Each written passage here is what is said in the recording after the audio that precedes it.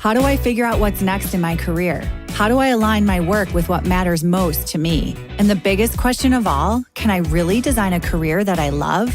Hey, my name is Jen Smith, and I believe career success doesn't have to come at the expense of living a radiantly happy and healthy lifestyle.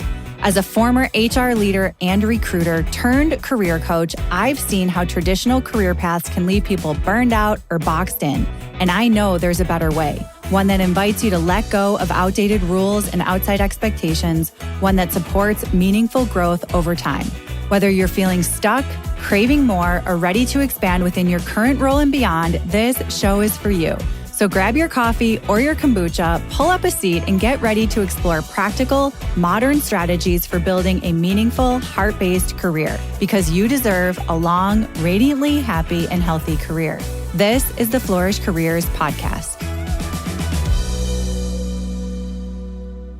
Hello, and welcome back to the Flourish Careers Podcast. I'm Jen Smith, your host, and today I'm thrilled to be here for another installment of Flourishing Together. These are special segments dedicated to curated conversations with industry insiders sharing wisdom and strategies for improving your work and well-being.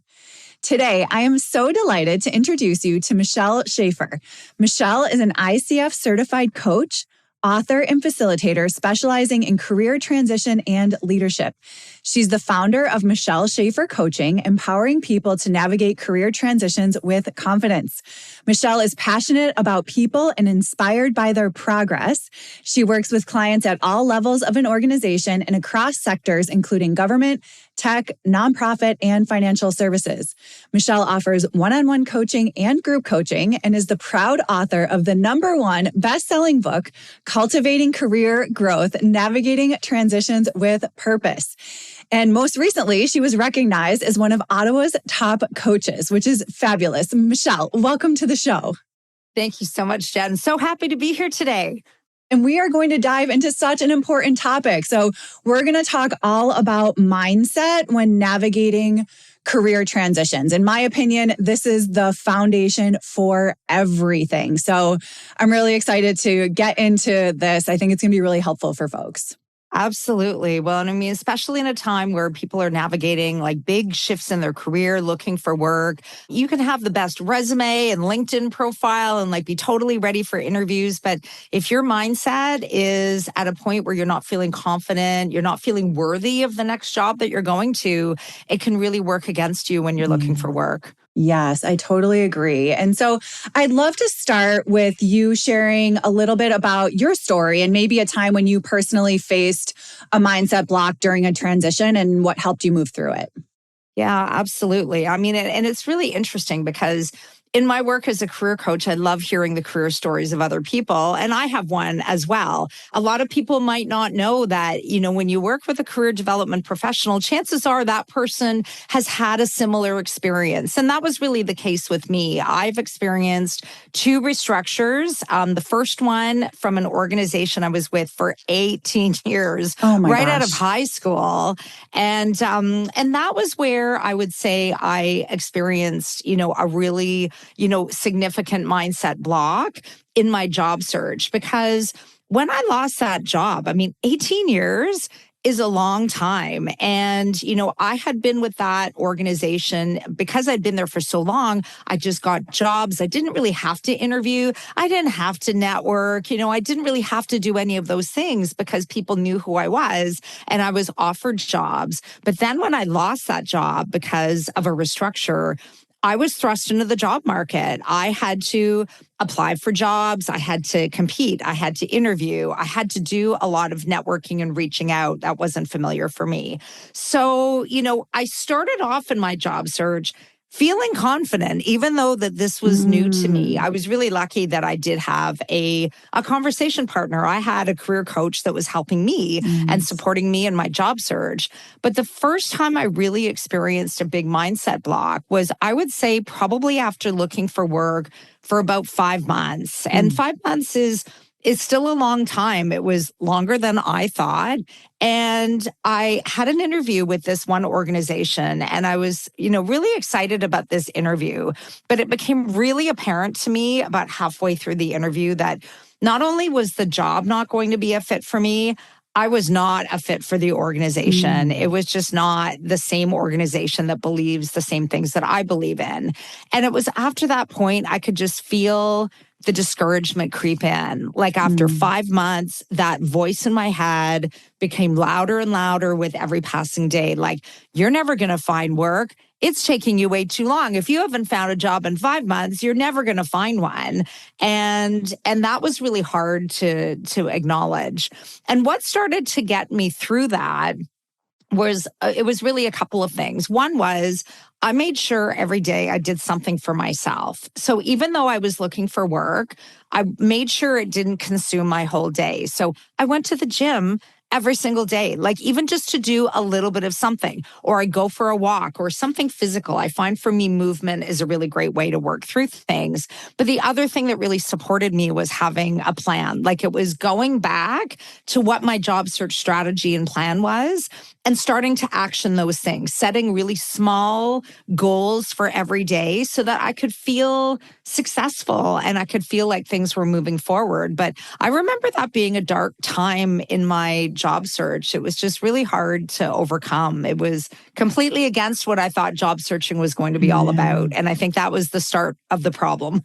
Yeah, it is, because if you're with a company for 18 years, it's hard to even know what's out there, and starting so early in your career and probably giving so much to that one organization and not having to look for new jobs because things are coming to you and you're moving around. And that's a hard shift. A couple of things that stood out to me, just real quick, I wanted to mention is when you were interviewing and you had mentioned that during the interview, you had noticed that the organization wasn't going to be a fit. And that's really huge, especially being in a position where you're looking for a job for 5 months or however long it is, but still being able to discern like, hey, this isn't going to work for me. Like, this isn't going to work for either of us, and taking note of that. And you probably do the same thing. I always recommend for folks when they're interviewing to interview the company as much as they're interviewing you to make sure it's going to be a fit, right? So you were doing that probably without even knowing it. Well, and it's really interesting. I'm seeing that evaluation of the organization become something that candidates are becoming more and more comfortable with. Yes. I would say from COVID, really. Like, COVID shook everything up for a whole lot of people, and people were questioning like what they were doing and where they were doing it, which meant that when they were finding a new opportunity, they were intentionally evaluating and assessing that organization, because, as much as they were in an interview, the company's interviewing them, but we need to interview the organization. And I find that, like, everything to do with the organization as a fit is one of the 3 keys of career fulfillment. Like, I like to think of, if we're going to be fulfilled in our career, we need to do work that gives us energy. We need to work for a company that believes what we believe in. And we need to make sure like our non-negotiables and deal breakers are met. So, job seekers have an opportunity to ask the hard questions when they're evaluating the organization, because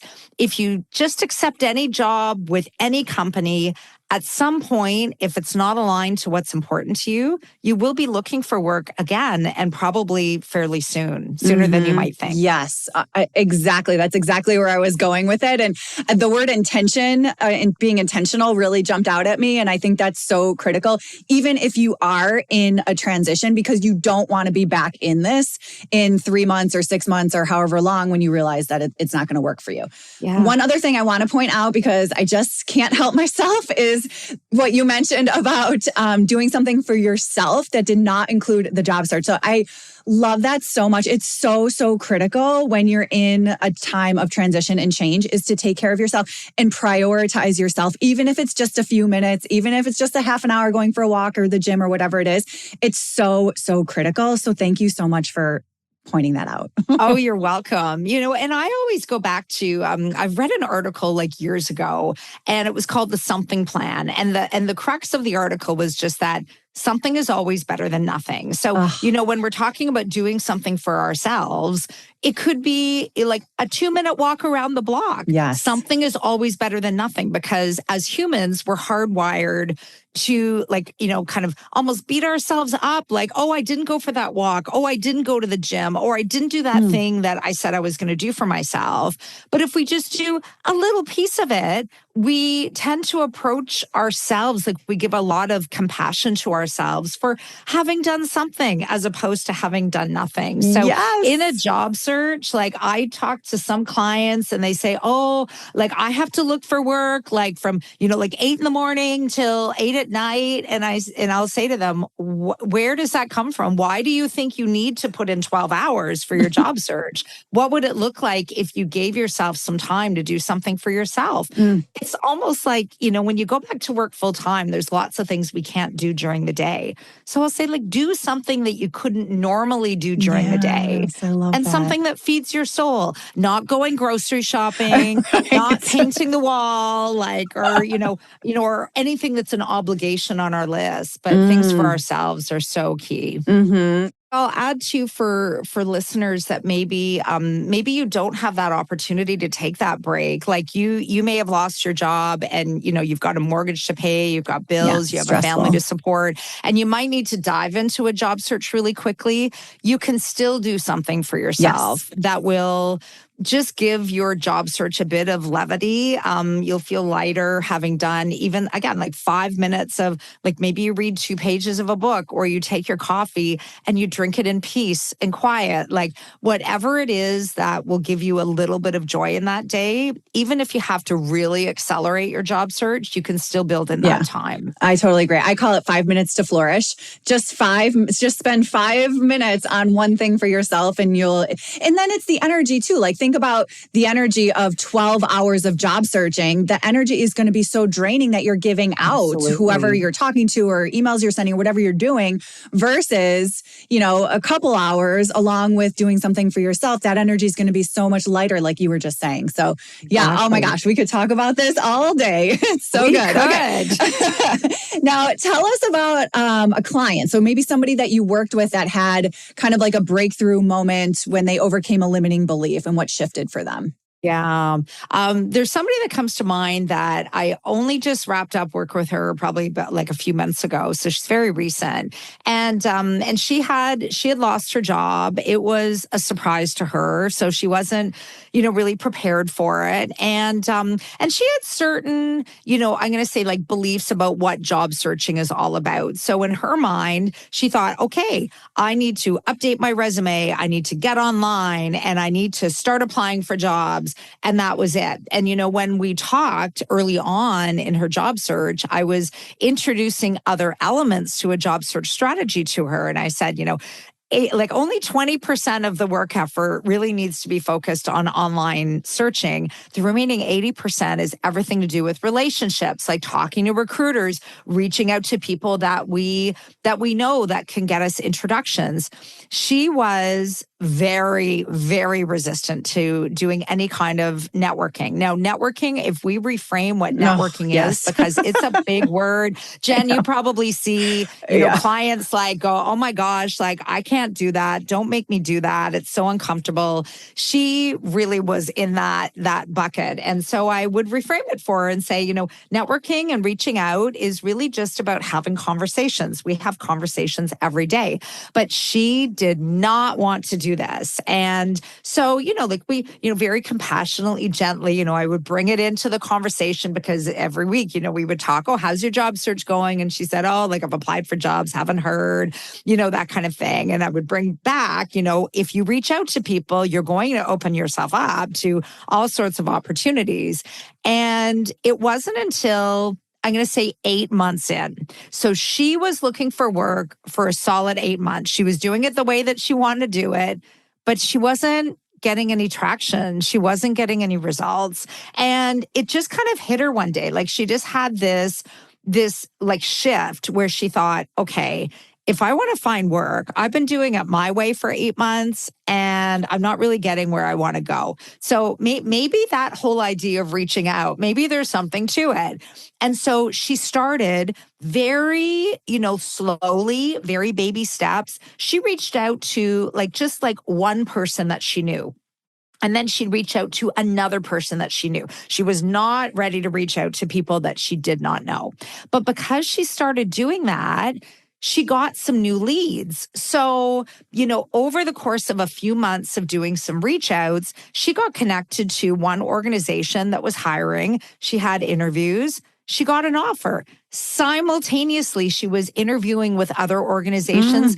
Guess what, Jen? She had 2 offers in the same week. Amazing. She got to pick the Yes. best one for her, and which is the best possible outcome. We hope that for everybody. Yeah. But she recognizes that had she just continued doing things the way that she was doing it, she probably wouldn't have gotten those 2 offers. And so that was a huge, huge breakthrough for her that she was willing and that she was wanting now to take that step forward to expand her job search, to open her up to new possibilities. Yeah. And it really worked out for her. But that was very resistant. And it was that breakthrough that really got her moving forward. Yes. And this story is so relatable because, I feel like if people could see me, I'm nodding.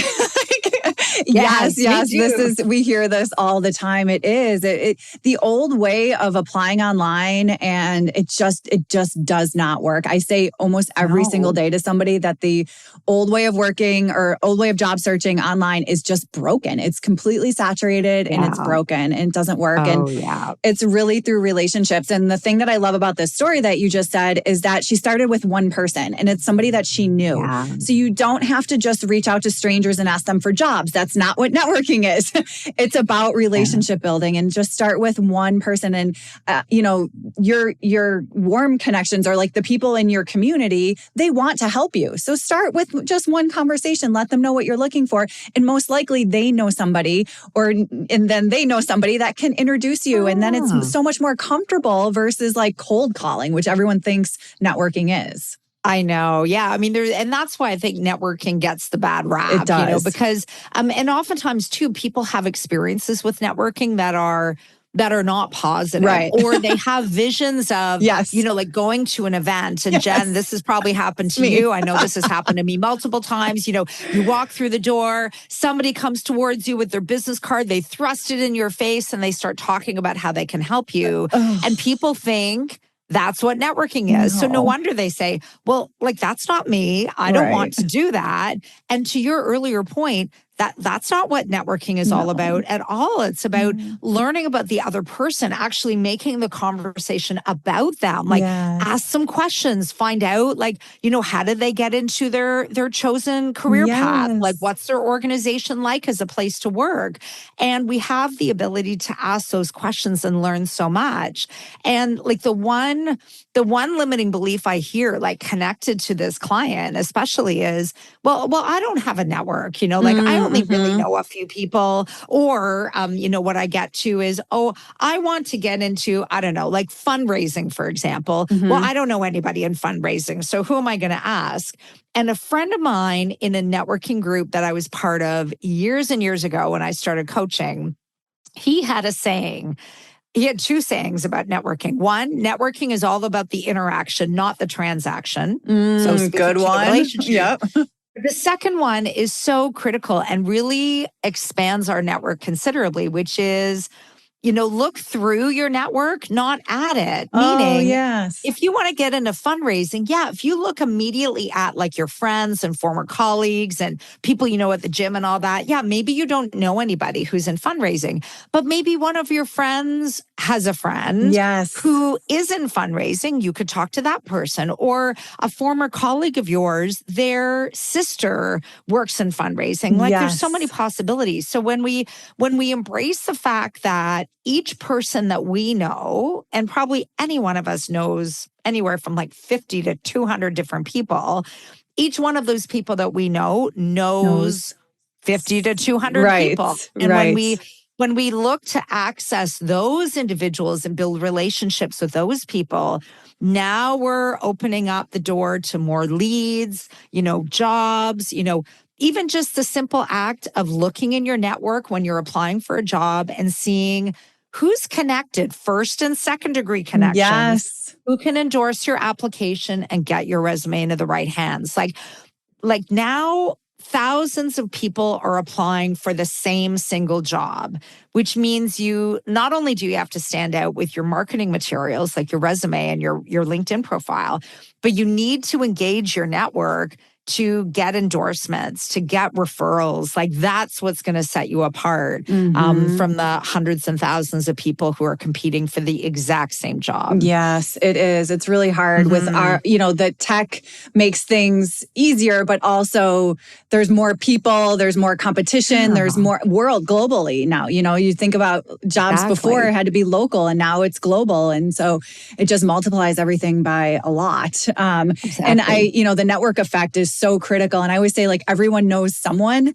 And even if you're just like, I always use this example because it's true, like your hairdresser, they know, imagine how many people they know. So you just like going to get your haircut and you mention like, hey, I'm looking for this job in this industry. If you know anyone, let me know. Guess what? They probably know somebody or somebody that they work with knows someone. So you just never know. And you just, have a conversation with somebody. So for really sure. good thoughts. And I think you mentioned something really important there, Jen, which is talk to other people about just the fact that you're looking. Yes. Like just informally, like the more people you let know that not only are you looking, but what specifically you're looking for.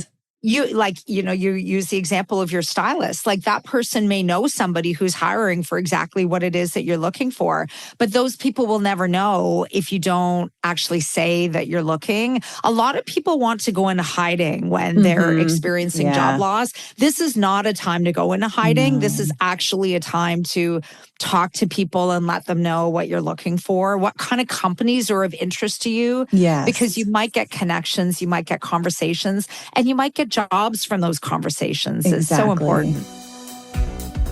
Hey there, beloved listener. It's Jen here, and I'm popping in with a quick invitation just for you. I know how hard it can be to navigate your career, especially in a world of work that's constantly changing. That's why I created The Gathering Ground.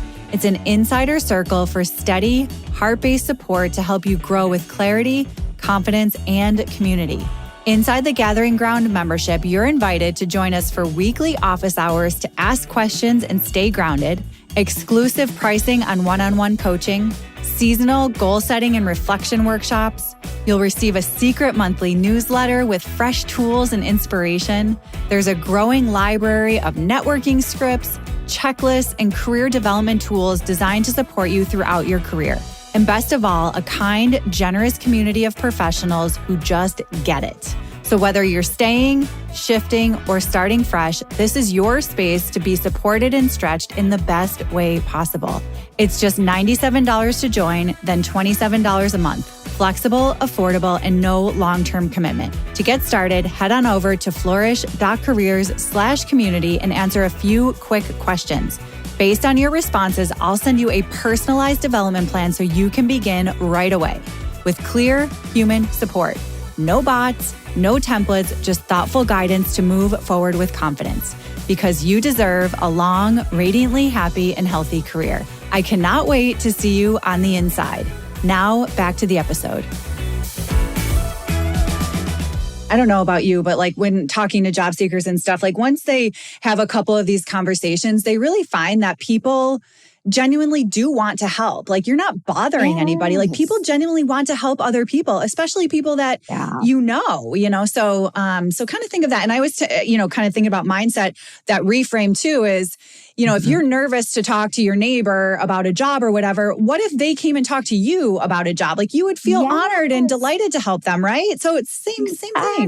It is. Yeah. I love using that reframe with clients because I'll say, when they say, of course, I would help somebody that would come to me. And I say, so is it possible that they might respond in the same way that you would respond? And then they just sit and they kind of look off into the distance and go, Yeah, I guess so.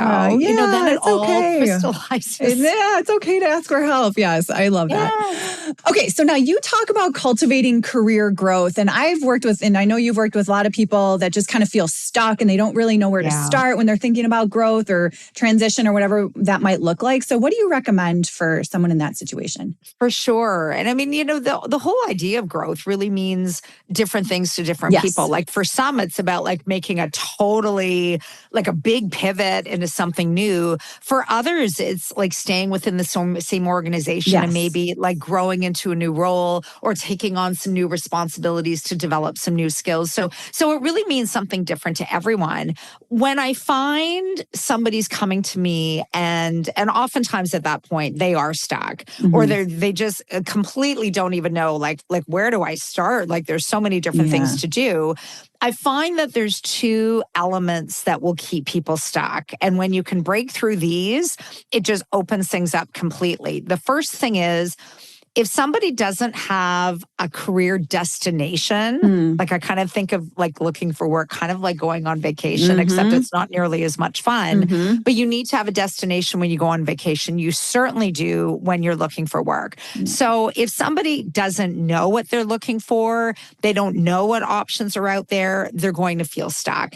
And the second part that keeps them stuck is not having a plan. So some people know where they want to go. They just don't know what they need to do, or they get mired in the old way of job searching that we talked about earlier, which is I'm just going to fire out like hundreds and hundreds of resumes and see what happens. One person I spoke to a few weeks ago sent out 300 resumes in 1 week and then wondered why he wasn't hearing back.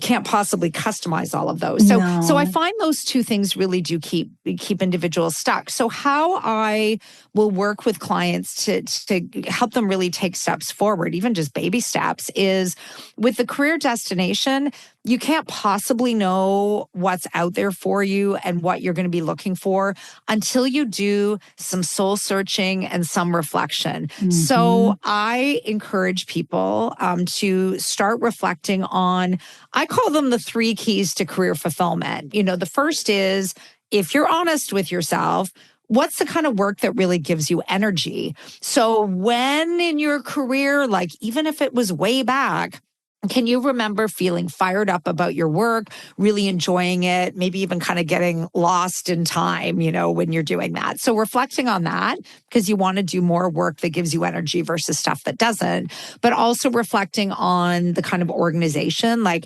the profile, like of the right company for you. What's the mandate, the values, what kind of leaders do these companies employ and the team members? That's key number 3. And then the third thing to reflect on is what is so deeply important to you that you would walk away from an opportunity if they weren't honored. And those I call like non-negotiables or deal breakers. And you may be seeing this too, Jen. I've found since the pandemic, location has been a big non-negotiable. People that don't want to be in the office a lot, they still want to work at home or have that flexibility to choose. So when you reflect on those 3 keys, it can shape what options you can intentionally seek out that honor those things. And then with the plan, it's building some kind of a strategy to help your job search. Otherwise, looking for work and exploring new paths is kind of like, like looking for a needle in a haystack. Not like I've ever done that, but I bet it would be super frustrating if you did. So again, 3 elements. I like the number 3. 3 elements to a job search plan, making sure that, of course you're looking online in, job boards on LinkedIn, but that's only 20%. The remaining 80% that we talked about earlier is formed by anything to do with building relationships. That includes reaching out to recruiters, exploring possibilities that they have, as well as reaching out to the companies of interest, people that you know, to explore new possibilities. So when you have a destination and you have a plan, you're not stuck anymore. You realize you have choices, you have options, you have like actionable things to do now in your job search. And when you feel the momentum, you feel things moving forward, it just helps you feel more confident. You can see that, okay, like I don't have a job yet, but I'm doing all the right things to get there. Those things are really important to just help people move forward. Yeah, the one word that was coming up as you were talking about these things, it's proactive. So the word proactive comes up because you're not just like scrolling the big job boards and like looking what's out there. You're actually coming up with a plan and having a target. You're aiming at something and you are creating your strategy around that target, which is much more proactive than just reacting to whatever gets posted. And usually by the time a job is posted, they already have 10 people that they have, have on their interview list. And it's, so yeah, you got to be proactive about it. For sure. Yeah. I mean, I use the word intentional. I mean, we've talked about intentionality a number of times already, but I really use that very consciously with clients. Like you need to, I like to think of it as like running towards an opportunity of good fit versus just simply running away from what you have. I say that all the time, Michelle. Oh my God, it's so good. Wow, we're so aligned. We are in sync. It's true, though. It makes a big difference in everything, in your mindset, in the way that you're operating, in the results that you get. It's a huge difference when you have that intentional, proactive plan. Yeah, love it. Totally. Now, in your experience, we talked about some of these limiting beliefs, but what are some other common ones when people are going through a change? So we talked about a little bit about resistance. Like, tell me some more that come up often. Yeah. I mean, there's a number of them and these are common ones that I hear from clients. And there's probably going to be some commonality to what you hear as well, Jen. One of the ones that I hear is, I'm too old to do something new. I'm just going to keep doing what I'm doing. Or, I can't possibly change paths right now. Well, I mean, the reframe of that is it's never too late to find something new. I mean, I joke with my clients that, I'm almost 56 now and I got into coaching when I was 46. So Amazing. I'm celebrating 10 years now this summer. Yes. Yay. I know. I love it's hard that. to believe. Yeah. But I joke that at age 46, I finally figured out what I was going to do when I grew up. It can come at any time. So, I hear that quite a lot. I also hear from people, and we touched on this earlier about, people are too busy. Like I'm just not going to reach out and try to get a conversation with anybody because, everybody's stressed, like they've got stuff to do in meetings or whatever. They're just going to say no. Well, if you haven't even asked, you're not even giving the other person an opportunity to say no. So I find that's a big limiting belief. And the reframe of that is people do want to help. I mean, you mentioned it before. You talked to your clients about this. Imagine if somebody came to you. How would you respond? 9 times out of 10, people say, well, of course I would help. So is it possible that people will respond to you in that way? Yes, it is possible. So the reframe is people want to help. They just want to know how they can help. Oftentimes, like giving them kind of a purpose is really key.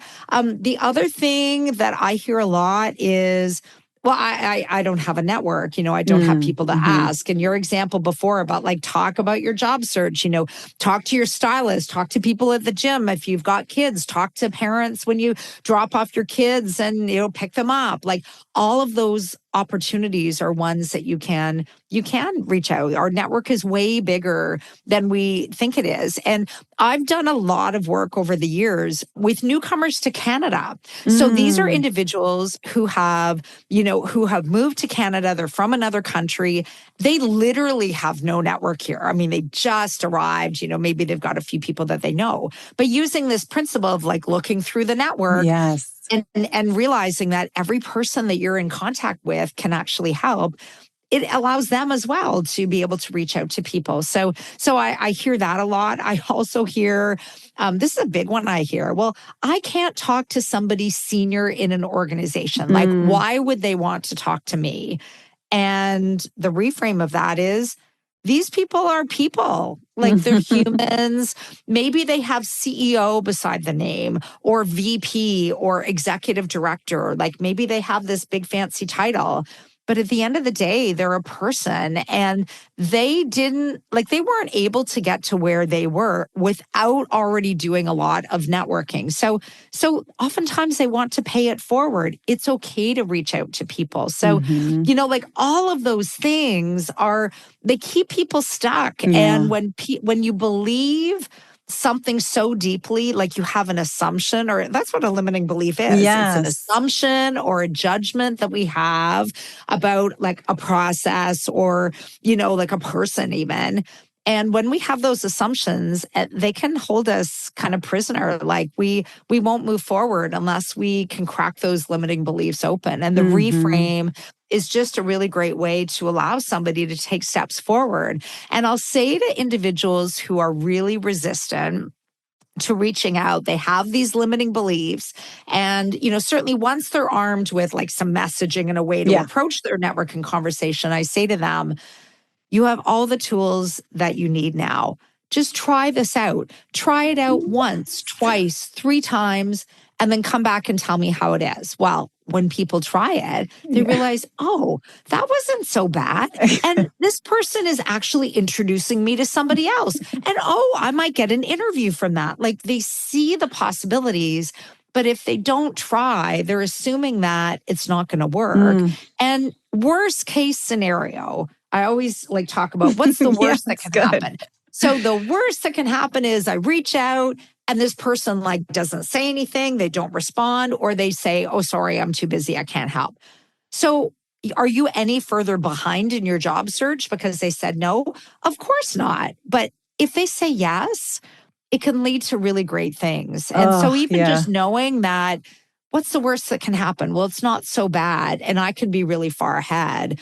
That tends to crack the door open to this kind of activity a little bit more. Yes, I'm so glad you mentioned that. You totally read my mind when you said 2 things. One was the trying it out. Like I was thinking like, do an experiment. Just try it once and see how it goes. Like you read my mind there, which was so good. And then the worst case scenario with outreach is so good because there really isn't a worst case scenario when you think about it. Like, I mean, they don't respond. So what? Like doesn't matter. There's nothing there. Maybe they have something going on and they're not in their email or they're not on their LinkedIn profile, whatever. It's okay. Like it's okay. So I think that's really, really powerful. And the reframes are really powerful. So thank you so much for sharing. I know that's going to be really helpful for folks. And then one other thing that jumped out at me where you're saying like the new to Canada, I think that's such a fabulous way to maybe join like a Facebook group or something like, for newcomers to Canada and like meet people that way and ask questions about organizations and stuff. Like it's like such an easy way to start a conversation if you're new to anywhere or even a hobby or anything like that can just start new conversations. So exactly. Yeah, exactly. Really I love how you mentioned like social media groups that, are really bring people together with common experiences or common interests, because there are a lot of those Facebook groups and, or any other social media where you can talk to people, you can exchange ideas. Yeah. And these are individuals that are part of your network too. So when you post in one of these groups, like, hey, I'm looking for, I don't know, like an accounting position and with this kind of company. And then somebody responds, oh, I know somebody there. Or like, like my brother works at a company. Let me talk to him. Like, if we don't ask, we don't get. That's like a big saying of mine. Like you need to put it out there or you will get nothing. Yes. And, back to the worst case scenario. What if we put it out there and nobody responds? That's okay. Like we haven't lost anything. Like that's totally fine. Like you said, so what? So what this is going to happen? Like it is okay. Like we realize, I think this is the big thing, like when we're talking about mindset is, for job seekers to realize that, yes, this is an uncomfortable time, like hands down. And, I've gone through it twice. I know it is not easy looking for work. And the inside job, somebody that I follow on LinkedIn called it like the internal work is like the inside job, right? Like this is our mindset. But, it's just, that it's working through those things that is just going to allow us to reach new heights and to realize that, even though this is uncomfortable, I can try new things and I can be okay. Yes, exactly. And that's a big realization that even though like reaching out to somebody and having a networking conversation, like that's going to be uncomfortable. Yeah. And I'm going to survive. I'll be okay after it. Okay. Yeah. And then noticing too, after it, how you feel. I think that's a big piece too. Like, how do you feel after that conversation? You're probably going to be excited and, thankful to the other person. And those are all really good feelings that are going to, kind of have that ripple effect in your job search. Absolutely. So, well, and it's the return on investment too that comes from it. So when we realize that, okay, like there's, I can do this, there's a bit of excitement. And then you see what flows from it. Right. It's that return on investment. Like, so for every conversation you have, what is the return? I think of return as being, one conversation leading to a new conversation, right. or like getting access to a company that's of interest to you, or getting an interview for a job that you applied for, or even getting a lead for a job you didn't even know about. Right. But now that they've met with you, they send it to you. All of those are returns, and you can't put a price tag on that kind of return, but it does require doing something new, which means like getting out of our own head, cracking open those limiting beliefs, acknowledging them, but working with them in a really healthy way. Mm-hmm. Yes to all of that. Now, speaking of healthy ways to work with things, I wanted to ask you around like affirmations or like ideas to quiet that inner critic in a healthy way that can help people move through a change. Yeah.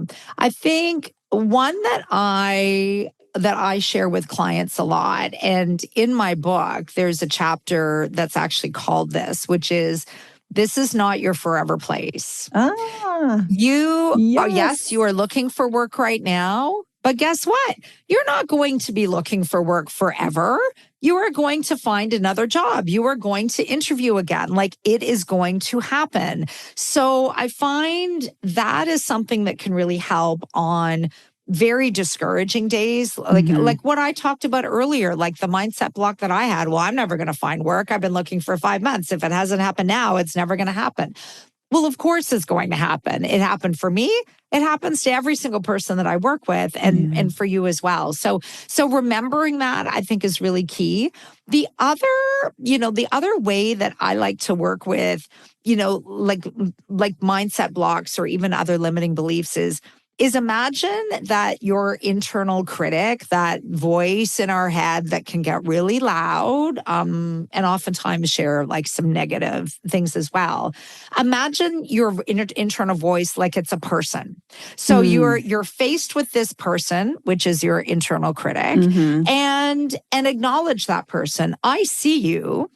But then almost speak to it like it's a person. I see you, but I'm not going to let you take me into the rabbit hole of rumination today. And imagine yourself walking around that. Like, of course, our voice is not an actual person. That's helpful. Yeah. But it's just like a visual, especially for people who are really visual, like when they can imagine that there's somebody in front of them and imagine themselves working around that and leaving that internal voice like behind us in the dust. It can be really empowering and can really help you just, take those steps forward and move past that internal voice. Because, our feelings are our feelings, so we don't want to dismiss them, but we can work with them in different ways. Yes. And I think, so first of all, that affirmation, this isn't forever. I think folks that are in that job search and in that transition, write that down because it's so powerful. And then anytime you can notice that inner critic is so helpful, because sometimes we don't even notice it and we're like deep down this spiral and we're not even like recognizing what's happening. So noticing it, and then I love the visual of just like kind of walking around it, leaving it behind, put it in another room. You don't need that right now. It's not helpful, and moving into something that is helpful. So that's really, really, really helpful and powerful. So thank you for sharing that. Excellent. You're welcome. Now, as we wrap up here, a question I like to ask everyone is about your flourishing favorites. So a book, besides your book, podcast, or some kind of resource that has significantly helped your career and why you would recommend it to folks. Absolutely. I mean, this book instantly comes to mind because it was so pivotal for me in my career around the time that I was restructured the first time. And it's a book called Answering Your Call. And the author's name is John Schuster. So this is a book, it's been out there for a number of years. That's okay, But why it was so pivotal for me was, so I mentioned my first restructure was from a company I was with for 18 years. And I would say about a year before I was restructured, I was already starting to not feel the love in what I was doing. I didn't really want to work for an organization that had profits as their bottom line. I, really wanted to do something more. And I remember distinctly being on a flight to San Francisco for a conference. And I was reading a magazine that I brought with me on the flight, and there was a promotion about this book, Answering Your Call. And I was reading it, and I thought, oh, okay, well, that's really speaking to me, because it's all about kind of going back in time, like decade by decade of your life, and seeing where have your calls been at different parts in your life. What have you been drawn to? What have you felt like you've been called to do? Even if it's like volunteering or something like that, like right back to like when you were a kid, even like, and taking you back to the present moment. So I like ripped out the page of the magazine and I came back, and I ordered the book, and I tore through it. Like, it was so easy to read. And I realized when I read that book that I have a really strong call to volunteerism. And I credit my parents for that. I've been a serial volunteer since I was probably 12. I still volunteer today. Amazing. I still, like I work with different people who are needing help, and, would volunteer at my kids' school and did all that kind of stuff. But what that meant for me at that time was it became clear to me that my call was to parlay my career into a place where I could really support people, like where people were the bottom line, not the profits. And so I realized I want to get into not-for-profit. But I was with this organization for 18 years, and I thought, well, I don't know if I'm ready to leave yet. Like, there's maybe still some other things that I can do here. But I had it in my head because of that book. Oh, this is a step I'm going to take. Fast forward less than a year, I lost my job. I was restructured. So I just remembered all that, and I thought, this is the time. This is now the time where I can explore a career in not-for-profit. And so I made a complete, like, total pivot, took all my transferable skills and worked it into something new. But had it not been for that book, I don't know if I would have come to that realization. So and I reached out, it was interesting because I talked to friends of mine about just how powerful this book was. And a friend of mine said, why don't you reach out to the author and tell him? And I thought, that's brilliant. So I did.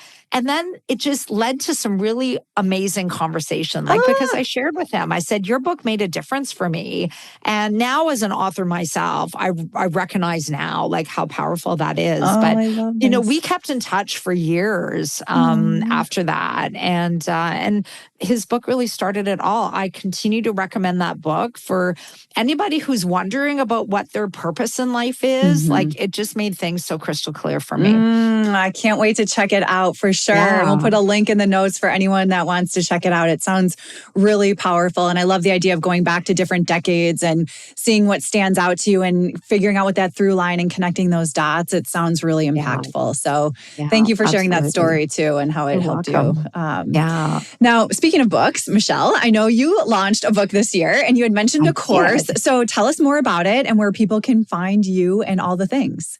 Absolutely. So my book title is called Cultivating Career Growth, Navigating Transitions with Purpose. You can find it on Amazon. You can also find it on my website, which is mschafercoaching.ca. All of the access information will be in the show notes. And on my website, so you can get a free chapter of my book. You can actually order the book directly from my website as well. And then there's a few other things on there. So, of course, I've got a course that is going to be out, and it's going to really be the end-to-end way to find work, like right from doing the reflection on what's important to you, right to securing that job and everything in between. It's going to be an online course. And basically, it's packed with all of my top tips and strategies from, all the aspects of looking for work to help you find your next job. So you can gain access to the course, the online course, through my website. You can also connect with me me and follow me on LinkedIn. I am posting on job search topics and career exploration, I would say like 5 out of 7 days of the week, and always offering some kind of new tip for people. So please do check me out. Reach out to me. If you are listening to this and there's something that Jen and I were talking about today, then please reach out and let me know what that was and what that meant for you. I always love hearing from listeners. And Jen, I know you do as well. Yes. Oh my goodness. This is wonderful. We'll have all of those notes, links in the show notes. And Michelle, we are definitely in sync with the way that we talk and share, wisdom with folks. I really, really appreciate everything you shared today. I know this is going to resonate so much with listeners, especially around mindset. It's such a juicy topic and we all need to kind of keep it in mind at all times. And so thank you so much for sharing all this. It's been such a delight. You're welcome. Thank you so much for having me today. Listeners, as always, the notes from today's episode will be on the blog at flourish.careers/blog. Thank you so much for tuning in. I'll talk to you next time.